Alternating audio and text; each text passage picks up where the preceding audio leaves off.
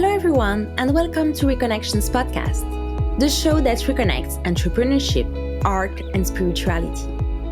I am Dunia Zelu, and I support human and organizational conscious transformations that contribute to the emergence of a more sustainable and happy world. The intention of RE.CONNECTIONS Podcast is to empower the new generation of changemakers, entrepreneurs, artists, and healers to find the right place through the opening of new flows between entrepreneurship, art, and spirituality.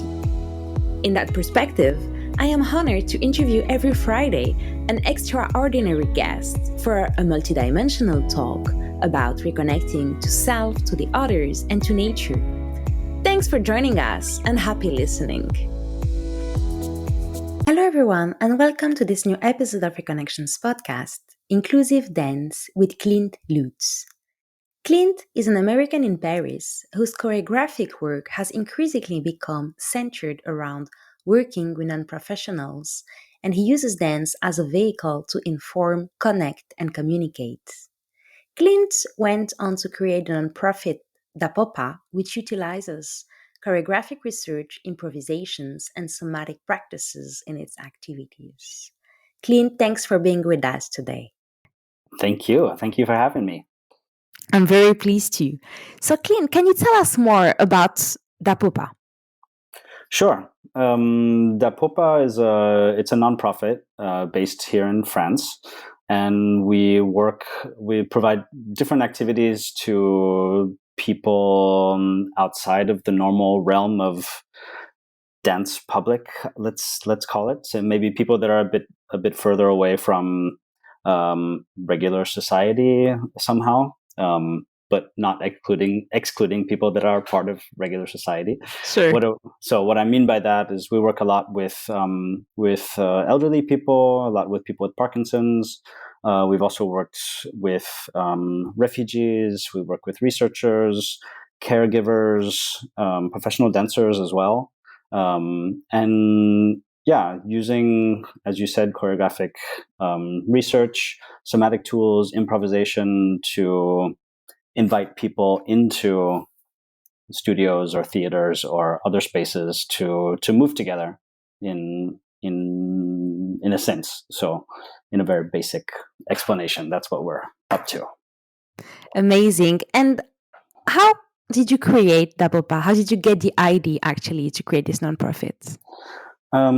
I was invited to participate in a research project, artistic and scientific research project. The project was called Störung, Hafra'ah.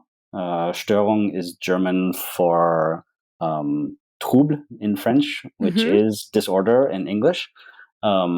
So it was choreographers, researchers, and people with Parkinson's, looking at Parkinson's disease, looking at the issues and difficulties that people that are living with Parkinson's disease that they encounter on a daily basis, and to try to use choreographic research methods in collaboration also with researchers to examine all of that from the standpoint of using the body and of using choreographic research and of using like tools that dancers accumulate over their careers to examine and look at all of that and collaborate with all of these different people to see what we could find, basically.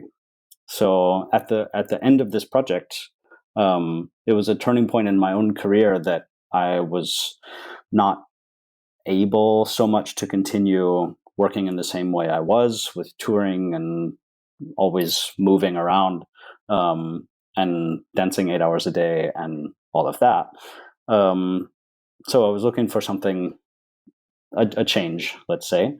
And Dance for Parkinson's work has existed in the rest of the world, in many parts of the world, for the last, starting in 2002. But there wasn't much happening in France. So I decided to go ahead and create some activities here. Well, and how the activities you've been created in France compared to like the level of development in other countries, how is it going in terms of recognitions of the benefits of dance and movements in like for disease, for instance, or even for self-development? There, in terms of scientific research, there have been some studies that have been published in France around the benefits of dance for people with Parkinson's and inclusive dance. In terms of, let's say, public being convinced to come and participate is a different story. We have a very loyal following, and we have quite a few people that come and go for our classes and workshops. And I would say the big change that I see these days is on an institutional level, that there's much more interest in inclusive dance and in dance for health kind of actions. So yeah, that's a very positive turn. And we have been practicing this work for the last 6 or 7 years. And so we're positioned as an interesting organism for these organisms and structures to approach, to do this kind of work. Yes, that's very interesting. I mean, I understand what you're talking about when I try to also pitch more in corporate world the use of movement and dance for soft skill development. It was not really easy. And we can see like some differences in terms of countries and how they actually are using those tools and those more holistic approaches in terms of development. So it's interesting to see that there is more awareness in the society about it, about the benefits of movement, of dance. There are also like dance therapy, the benefits are more and more recognized. So it's really interesting to see this shift, because movement is natural when we come to human beings. So to come back to what DaPoPa offers, so can you tell us more, like in which cities you are present in France, and what kind of maybe workshops or sessions you offer? Mm-hmm. So we have weekly classes in Paris and in Grenoble. And those have been going on for several years, 5 or 6 years now. We used to offer monthly workshops also in Paris and Grenoble, but just before the pandemic, we stopped those, and we haven't restarted them, but we're planning on restarting some sort of workshop series in the fall. Once or twice a year, we offer teacher training. Teacher trainings, formation in French, specifically for dance for Parkinson's, and specifically our approach, which is an improvisation and somatic practice approach. We have rehearsals and collaborations with. I work with a group of researchers. The group is called Labodanse, and the man at the head of Labodanse is Asaf Bakrak, who's an Israeli neuroscientist. So we do creations and scientific studies, and combined and separate, but always around improvisation and the effects of improvisation on attention and on the feeling of togetherness, on play, creativity, things like that. We do creative processes, professional and amateur creative processes. One example of a professional process is a solo that I began working on a couple years ago called Boost.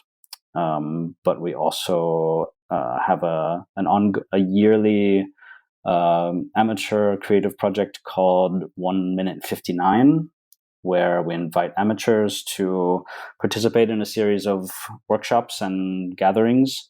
And at the end of the process, each individual is invited to create a performance work that lasts 1 minute and 59 seconds long. So there's usually around 50 people in the project.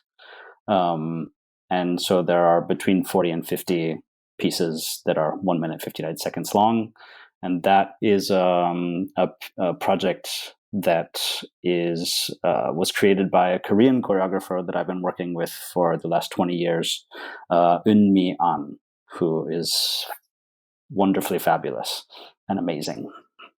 Amazing. Thanks for sharing. So we will put the link if some of our listeners are interested to know more about your offering. We put the link to your different websites. Great. Well, there are many benefits to dance, to movements. We probably can't go through all of them during this podcast, but I wish we could. Can you tell us what are the main benefits the participants to your sessions? Yeah, what are the main benefits they get according to them? Sure. I think if we're talking specifically about people with Parkinson's, which our groups are actually mixed, so it's not only people with Parkinson's, but if we want to zoom in on this one group of participants, definitely those, for me, the biggest benefit is the social aspect of dance class, because Parkinson's is it's a syndrome or an illness. Let's call it a syndrome that is very isolating. So people may have trouble speaking. They may have trouble getting around. They may have fewer emotional facial mimicry. Let's call it. So they express themselves a bit less when we visually. So they tend to isolate themselves and are kind of forced into a kind of isolation from the illness. So coming together, meeting with other people is really important. The fact that this coming together is not specifically about Parkinson's disease, although there's room in that space to talk about it, and there are other people in the space that are living with the same issues.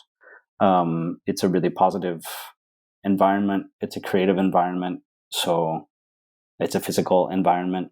So that's one big thing, social aspect. There's a certain level of cognitive development that is important. That includes navigating space, includes memorization, includes recognition of other people, includes mirroring other people, being mirrored, being seen. We do kind of, if we're exploring, doing a movement exploration, an improvisation, and we develop kind of score, so a combination of different tasks, then we'll have one group move and the other group will watch them move.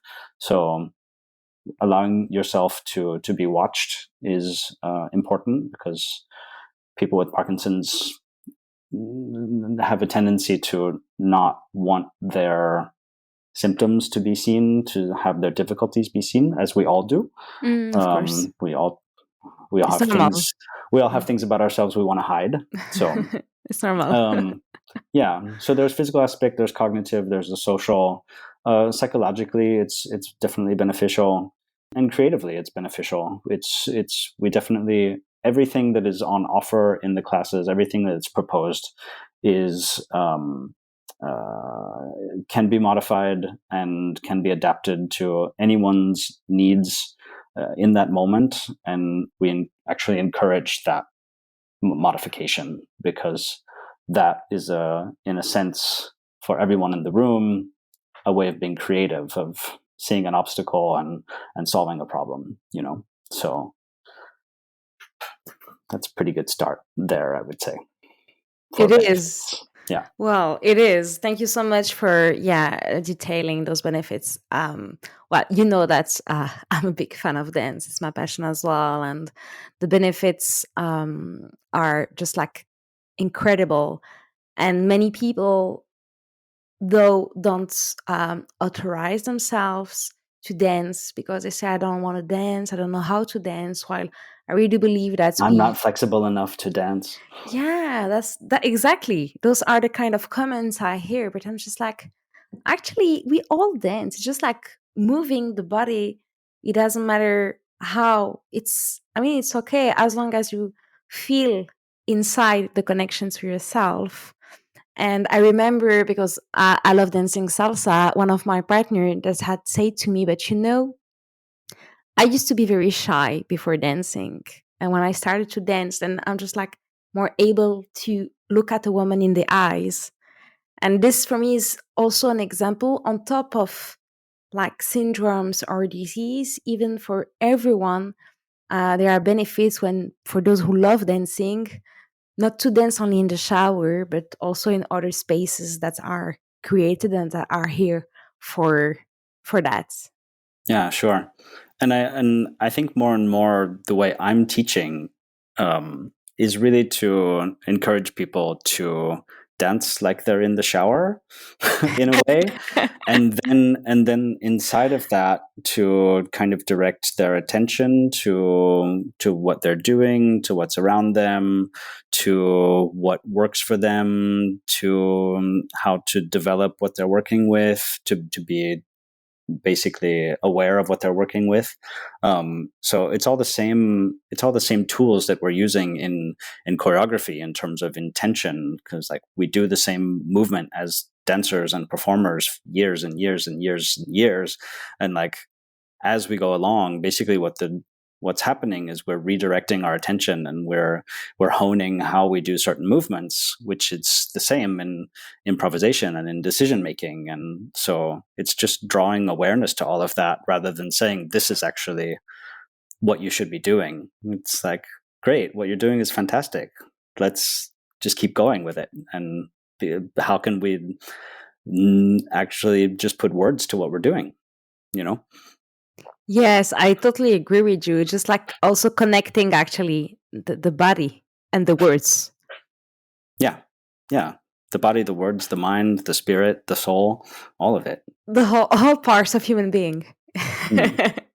That's yeah. I really love a quote from Martha Graham who say that's you probably heard about it. That dance is the hidden language of the soul.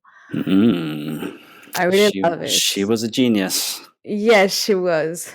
I think that's we all are, aren't we? Yeah. Yeah. I think you're right. um, and thanks to her also for the doors that she opened to us and especially to dance. Yeah. Yeah. So sure. now we continue.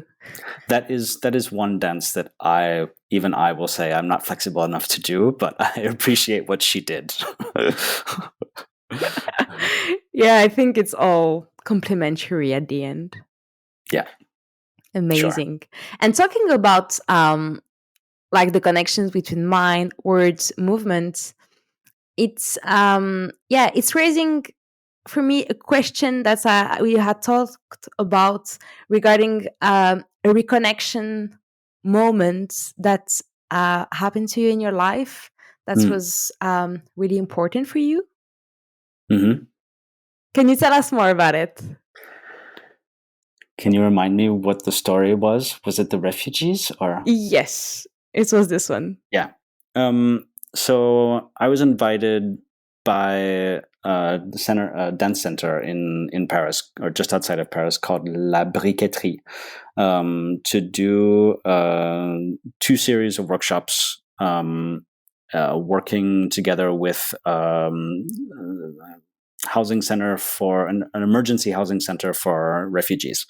And so I arrived for the first set of workshops, like with my workshop, my class, like really planned out and clear, and teach a workshop.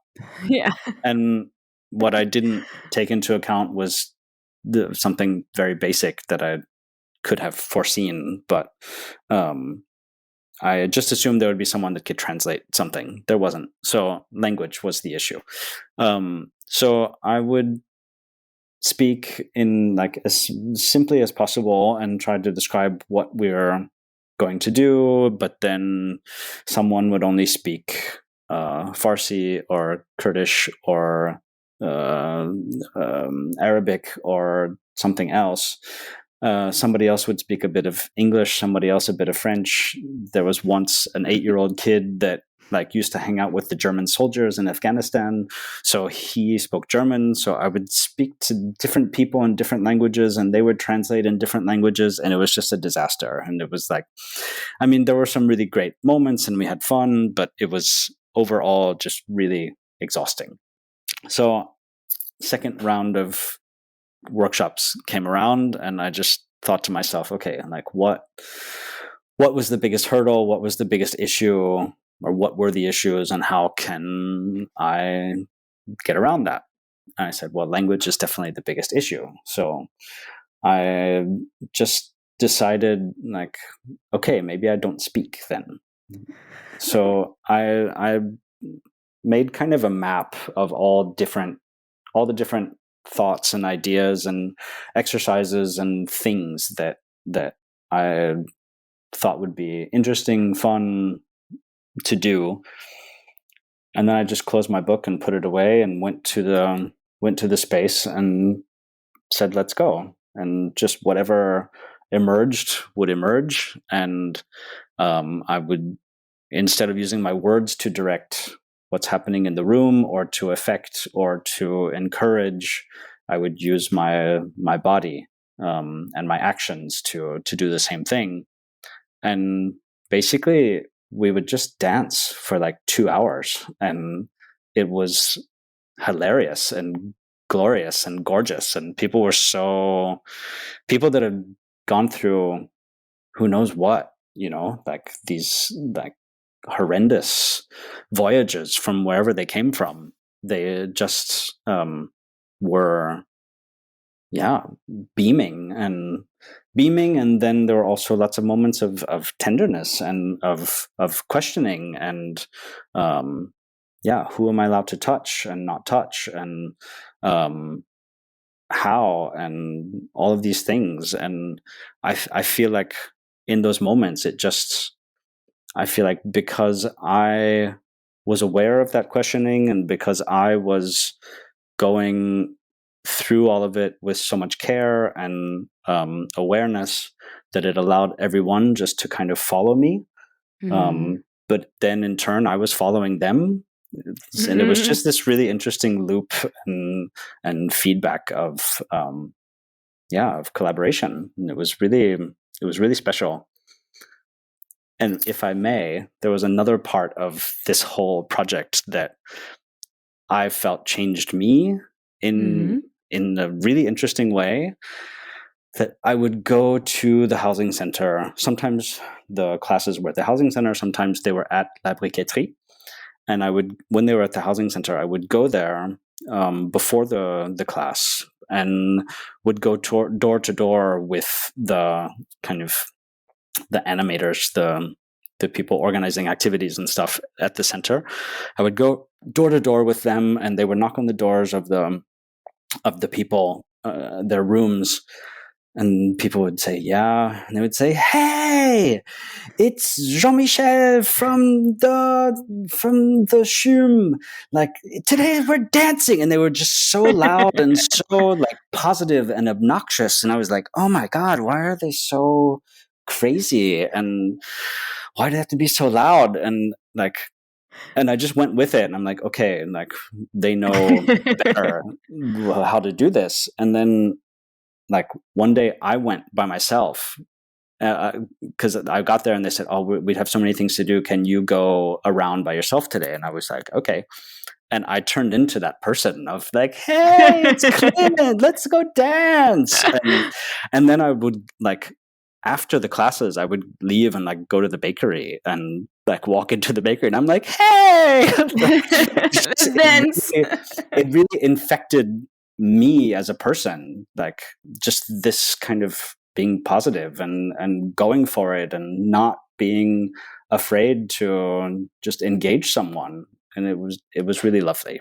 So that's amazing. That's very powerful. Yeah. The whole experience was absolutely just really important, I think, for me. Yeah, it's really interesting because it's also a good illustration of communication happening between a group of people without using words. Because what I also really like when we go through the movements is that we actually get released from the interpretations we can have, because words, even though they have common senses, we all have our own meta programs and filters about how we see life and we understand things. So a same sentence can't be understood because interpreted differently by different people around. While we come back into the Mm, body and the movements, I feel that there is not such space for interpretation. Things are more simple, and we come back to connect to also the emotions. And emotions are always, for me at least, are always a sign of the truth, mm, because we all come back to what we feel and not what we think. And this also creates like really powerful moments. I think it also opens up a different sensitivity to what's happening in the room and in our bodies and in our thoughts.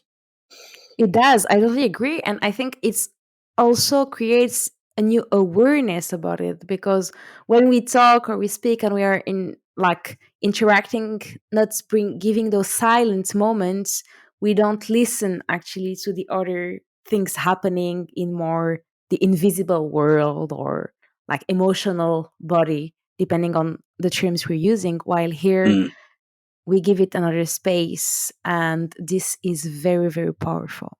mm. Yeah, I agree. It's amazing. I really think that everyone should dance much more than we do in our Mm. daily life today. That's great. And coming into that, how did you decide to become a choreographer? Ooh, I think always once I started dancing, it also made sense to choreograph. Like there was never really that separation for me. As long as I've been dancing, I've been choreographing. So I wouldn't necessarily these days call myself a choreographer in the traditional sense, because it's not my focus to make pieces and then tour pieces and like all the steps that are involved with that. And but I also wouldn't call myself a dancer necessarily. They have a really nice term in the UK that I find is closest to what I'm working with, and it's community artist. I think that's what it is. So yeah, what I'm doing is engaging people through movement and communication, verbal and nonverbal communication, through creativity, to go on different processes and explorations, and to discover more about themselves or about movement or things like that. So I do put things on stage, but it's definitely not in the traditional sense. So I don't know if I answered your question actually with that whole thing, but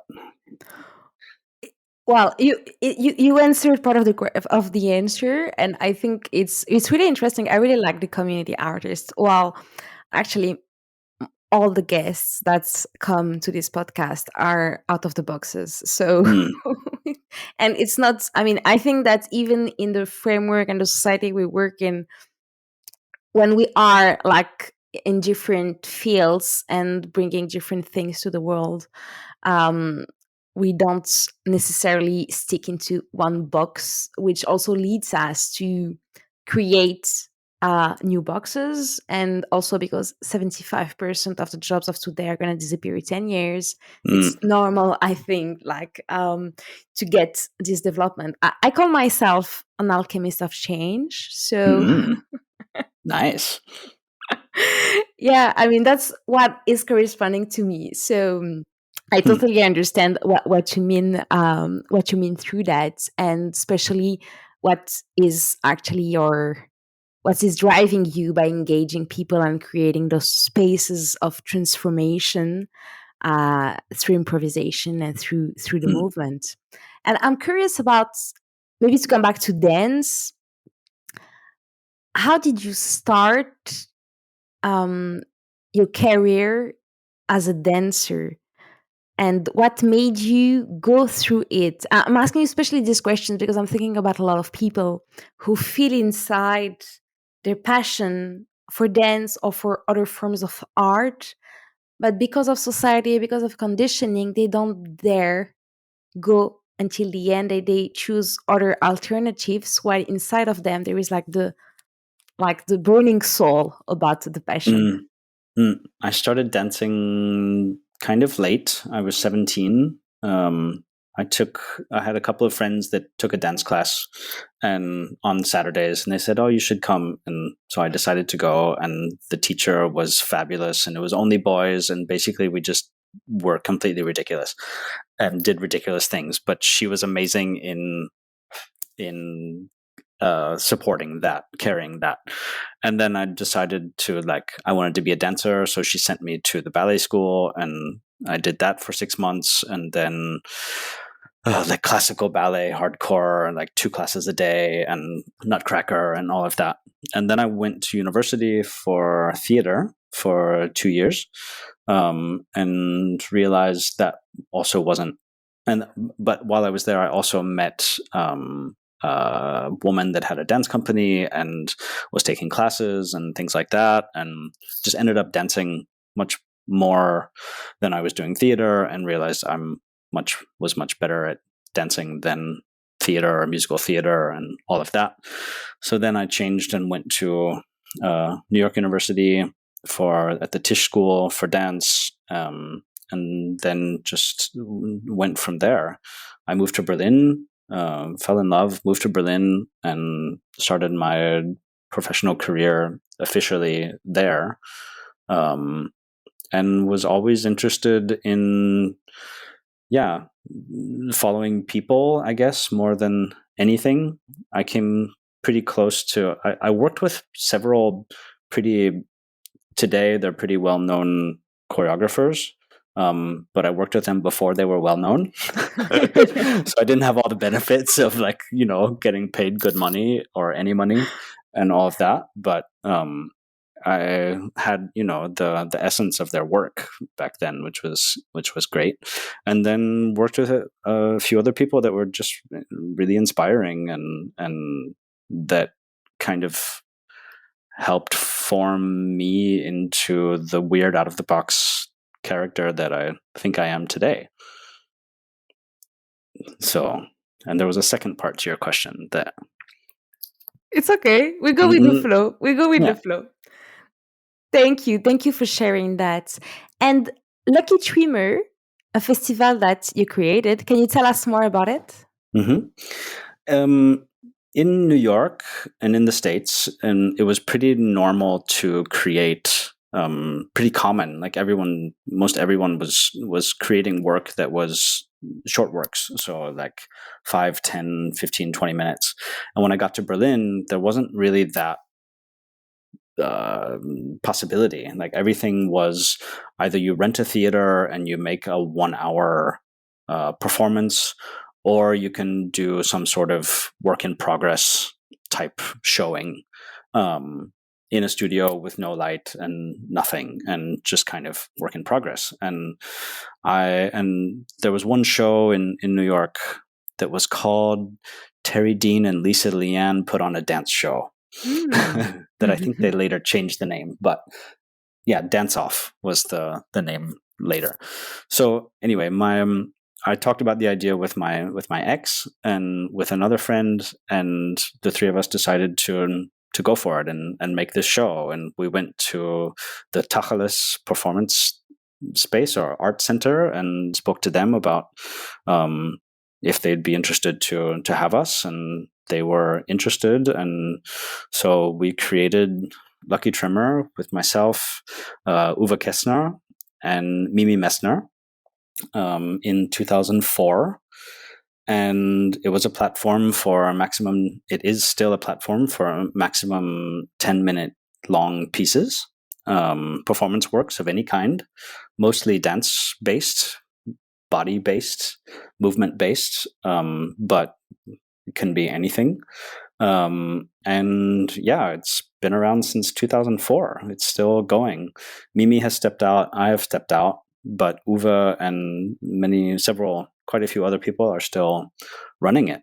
And it just happened. It was just over Easter in Berlin. So you have to wait till next year. Okay. But we know it's for next year. We get prepared with our listeners. Yeah, mark it in your calendars already. Yes, we will. Yeah. Now it's happening at the Sophienseele. So Tacheles doesn't exist anymore, unfortunately. Okay. It's 2004. It was quite a long time ago, actually. Yeah. It's amazing that it's we can put the link into the event, so for the listeners to go have a look at it for next year. Yeah, great. Amazing.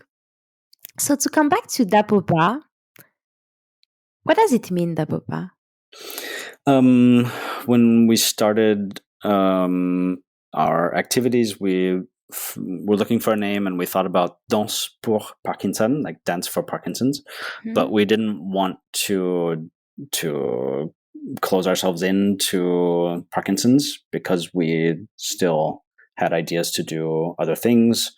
So we're looking for a name, and I just took the short version of danse, like DA pour, PO, Parkinson, PA, so DaPoPa. I was like, oh, that's kind of fun, and it's related to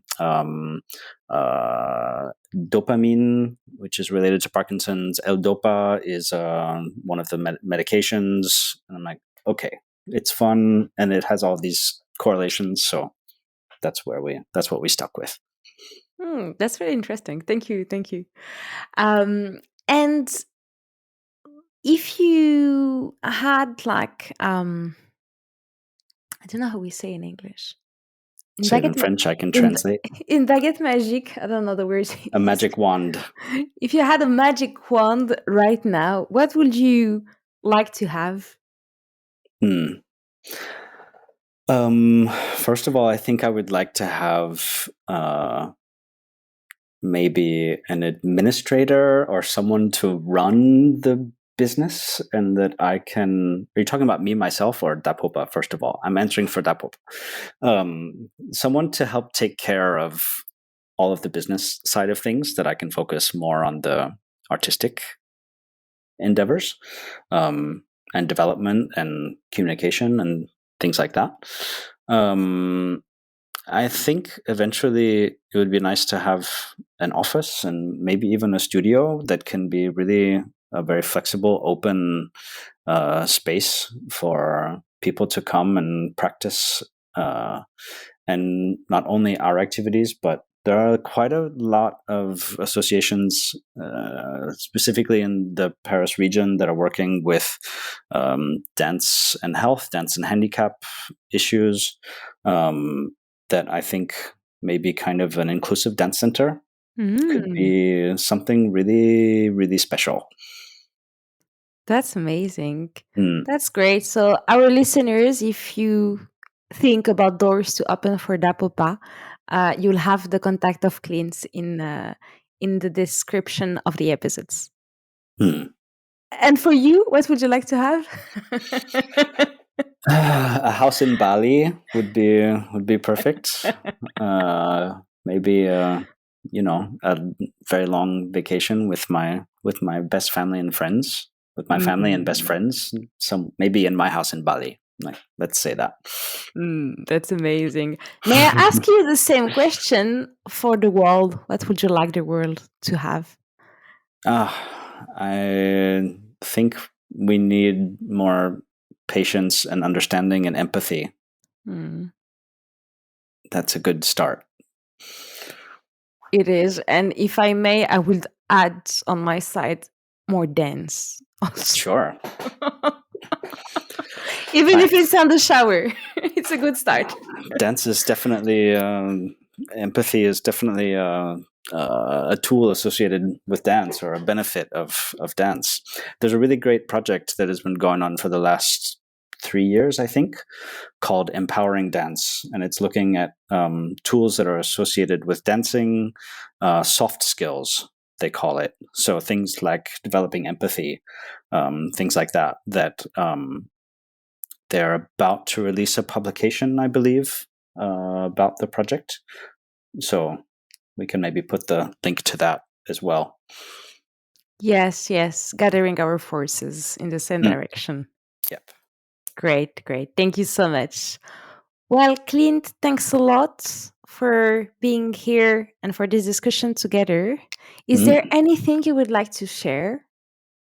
I think that, first of all, for DaPoPa, anyone is welcome to join us. And we're also always open to hearing your ideas and thoughts. For now, we are mostly doing local projects, but I will go to Zurich to do a teacher training in May, and I'll go to Norway to do a teacher training for the company Carte Blanche in September. And we have some more international projects that are in development. And last thing, this weekend, Friday and Saturday, is the 20-year anniversary of Dance for PD. It's an association in New York that they're responsible for creating this Dance for Parkinson's work. And they have an online community festival this Friday and Saturday that there are tons and tons of different events. So if you're free, check it out. Which I don't know if this podcast will be released by then. But so I think we're releasing on Friday at 9 a.m. So basically we're talking about Friday 19th of April and Saturday 13th of April. So for those of you who will listen to the episode as soon as it's published, and I know that some of you do and are really loyal followers, thanks for that, you will have the information, and we can also put in our social media the link into it so people can get notified. 29th and 30th of April. Yeah. So this week. Yeah. Great. Amazing. Great. So thank you so much, Clint, for all this information, and talk to you soon. Yeah. Thank you so much. Enjoy. Be well. Thanks. Bye. Bye. What was the value of this episode for you? If you feel a call for this exercise, I invite you to pause this audio and take a time to note what comes to your mind. Thanks for listening to RE.CONNECTIONS Podcast, the show that reconnects entrepreneurship, art, and spirituality. If you want to join our tribe to share your impressions or to support us, I invite you to head over to our website www.reconnectionspodcast.com to check out the different ways we can co-create together and keep on growing this podcast. If you think this episode might benefit someone around you, don't hesitate to talk about it and share it. If you think it's been useful for you in one way or another, don't forget to leave us a rating and review. Thanks again, and I'll see you at the next episode.